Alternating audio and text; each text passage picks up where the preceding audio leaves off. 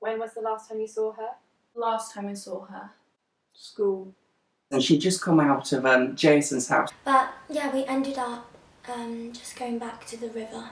Fucking Saturday. What's her relationship with Jason? There's no relationship between her and Jason. There never was. She came around my house in every manner of the word, you know what I mean? And, well, we did it, didn't we? Somehow she managed to catch feelings, if you want to call it that, you know? We had fun, you know? Well, for me, that's all it was. Just fun. Sorry, but you told her you loved her. Yeah! Yeah, I did. I said I loved her. Who doesn't? All men do. But did you actually mean it though? What do you think? We never mean it. We just say it. When we say it and you hear it, you'll give us more of what we want. I know it sounds bad, but that's always going through my mind. Sex with her. But she loved me. She was attractive, she was fit, she was good fuck. There's no love. There's never any love with me. Thank you for sharing. We'll end it here then. Is that thing turned off? Because I'm not busy for the next couple of minutes.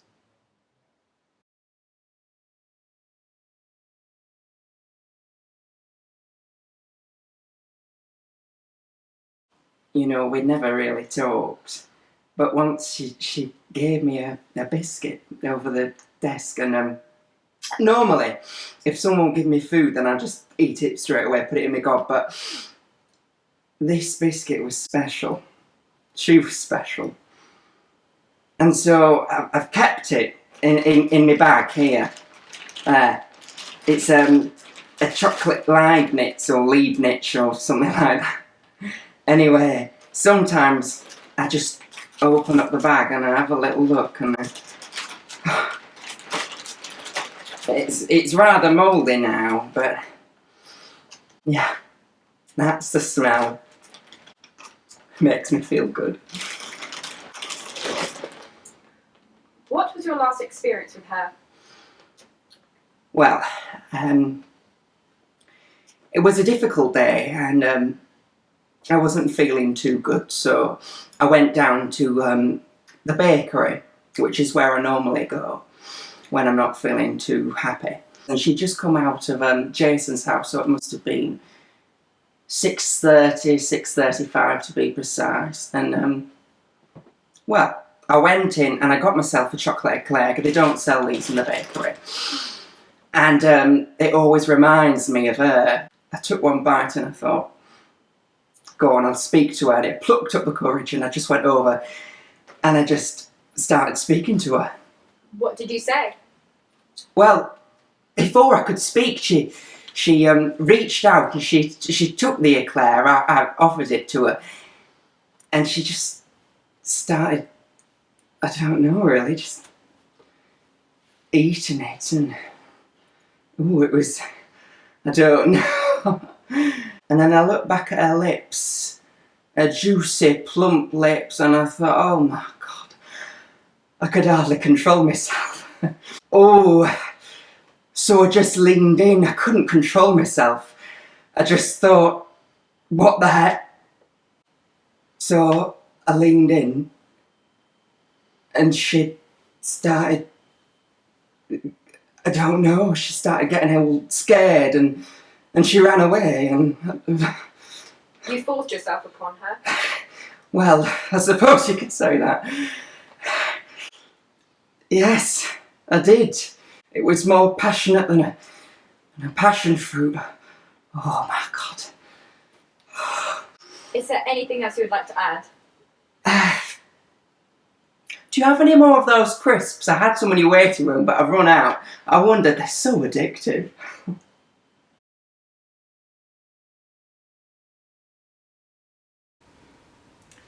The last time I saw her, well, she'd come to my house and she was like bawling her eyes out, and I couldn't really understand what she was saying, so I sat her down for a bit and I managed to get it out of her what was making her cry. And she said something like Jason had broken up with her, but also this like creep from school had like touched her, and now like Jason was gone, she should be happy that she's getting attention. Like, anyway, so I managed to cheer her up for a little bit, but I could see that she still wasn't like super happy, so I went downstairs to my mum's wine cellar and got some of the most expensive Prosecco she had, and we started drinking. And you know, I'm like such a good friend. Like, I'm just so kind and like loyal, and like, you know, I just care. I'm just loyal, and well, of course I'm quite divine, but anyway, yeah, so I was cheering her up and she was getting happier and it was working. What happened then? Well, she kept drinking and drinking, and she can't really handle her alcohol very well. I mean, I can. I'm really good. I'm like a heavyweight. I was fine. She got a little bit too drunk and she was like, let's have one more glass. And I was like, maybe not. Like, I'm quite responsible. So I suggested, instead of drinking more, how about we go out and we do something? Somehow we ended up at Jason's house, and okay, maybe it was my idea to egg his house, but she agreed to it. Like, it's not all my fault, but it seemed to cheer her up for a bit, and then it kind of just went a bit wrong. There's a possibility that maybe we got a bit carried away and someone might have thrown a brick through his window. It's not my fault. Like, I just have a very strong throw. Like, I used to be an athlete as well, but like now I'm an actress, so I can't like do too much exercise or I'll bulk up too much. What was I saying? Sorry, I got carried away. I didn't tell you that I was an actress, did I? Yes, you've gone on to a tangent. Elaborate on what the repercussions of your actions were. Oh.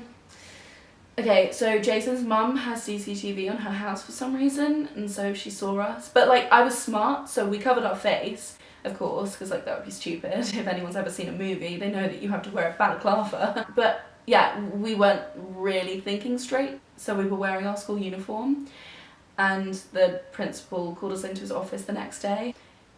When he was talking to us, he started like hinting that we'd be in quite a lot of trouble, and I automatically started thinking, like, this can't happen. I have a career. I have like auditions. I'm gonna be an actress. I can't have this on my reputation. She doesn't care. She doesn't like the school. The people don't like her, and well, didn't really like her, and she didn't really like them, so it didn't matter if she got in trouble. So I started improvising. I sat there and I'm like, look, principal, I'm so sorry. I know you're like really disappointed in us, and like, I would never do this. You know this is like not like us. Well, it's like not like me at all. Like, she's my best friend, but I have to tell you, she threw the brick. I'm sorry, but like, she did. And he believed it. I've been trained. But yeah, so in the end, he gave her 3 weeks of suspension. It wasn't that big of a deal. I just couldn't have it on my record, but she was still mad. I don't know why, because like, she didn't want to be there anyway. But yeah, that was it. That should be all. Divine.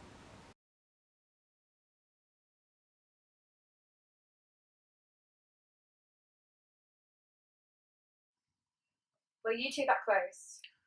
I mean, we used to be, but I guess you could say we grew apart about a year ago. You know, I never was cool enough for her, I guess, you know. Were you jealous of her, and are you jealous of the attention that she's been receiving?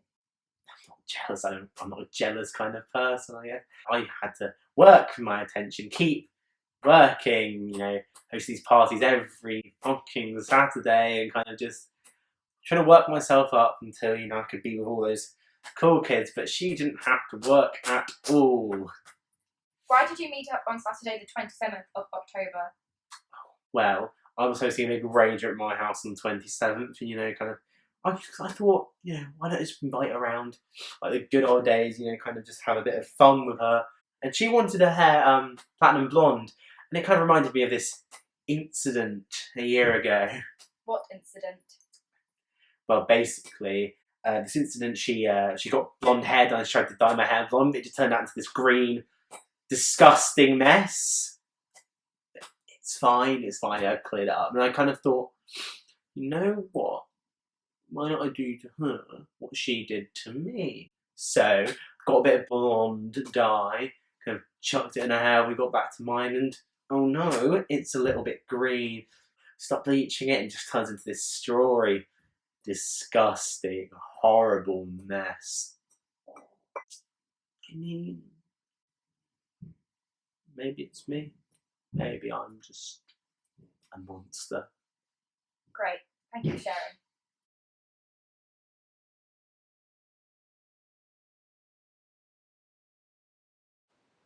How did you know her? School.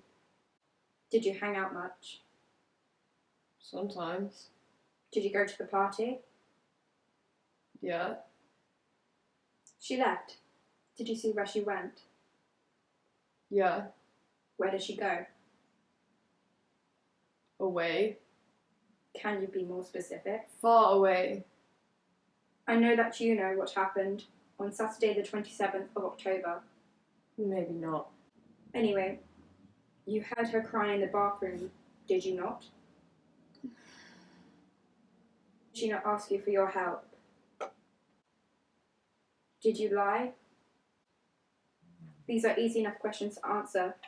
Could you be bothered to help her, or were you too busy being stoned with your mates? Yeah, I was too busy being stoned with my mates.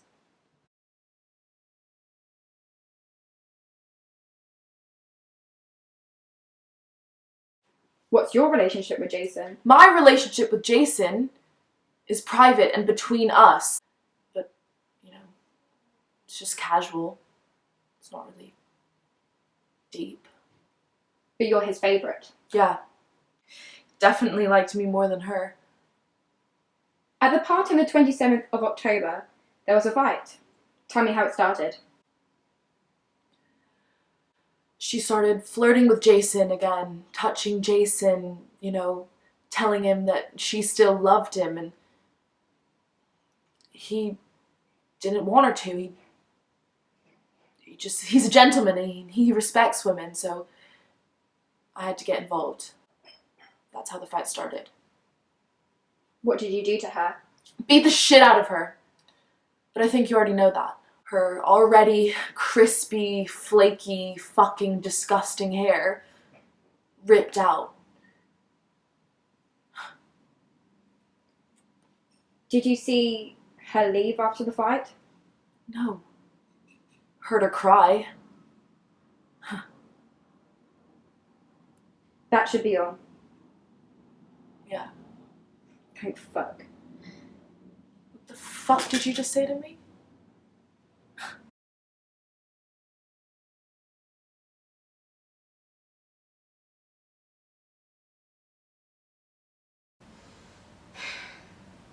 Am I in focus?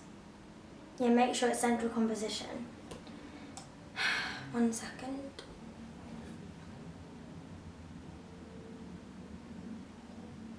Okay. Ready. Perfect. How did you know her? I didn't actually really know her. Our parents were just kind of friends. Sometimes she would come into my part-time job at Starbucks. Obviously when I wasn't working as a model, Gucci and Summers, all the big brands. But we just exchange pleasantries. Did you go to the party on the 27th of October? Yeah, of course I did. I was the one in head-to-toe pink Prada. The devil always wears Prada. I'm pretty much the life and soul of the party. You can see me dancing, drinking all the champagne, socialising with everyone. You can't miss me. Did you see the fight? Yeah, I did. It's so annoying. I spent so much time on my outfit to get attention. I mean, going to the party, that's what I want. I want the attention. And as the Queen once said, I want it all and I want it now. I think you mean Queen as in the rock band. Moving on. Did you see her leave? Yeah, she left the bathroom sobbing. I mean, that is attention seeking. So I followed her out, trying to see if she was okay, and I suggested we go to this nice bar in South Bank, and obviously we did what I want, because we always do what I want. But yeah, we ended up just going back to the river and just sitting by the riverside, and that's all really. Don't really remember anything after that. What did you both talk about? Well, we talked about a few things. I kind of just opened up about never really feeling satisfied or grateful for anything in my life. I mean, even though I have everything that anybody could ever even wish for, beautiful clothes, a wealthy family, a house in the Hamptons, a house in Chelsea, anyone could ever dream of or want. I had it, but yeah, I don't feel content with it. But she's dealt with people being so horrible to her on many different occasions, and all these unfortunate events that have happened to her that has made her feel, that has caused her so much pain. She had a reason to feel sorry for herself. She had a reason to feel depressed, and I didn't have a reason for any of that. And I guess that's what I was jealous of, and that's what sent me mad, that I didn't have a reason to feel sympathy. But I wanted that sympathy. I wanted people to feel sorry for me. That is a very strange thing to desire. I don't know. Call me greedy. Call me greed itself. I wanted her life. Is that why you took it?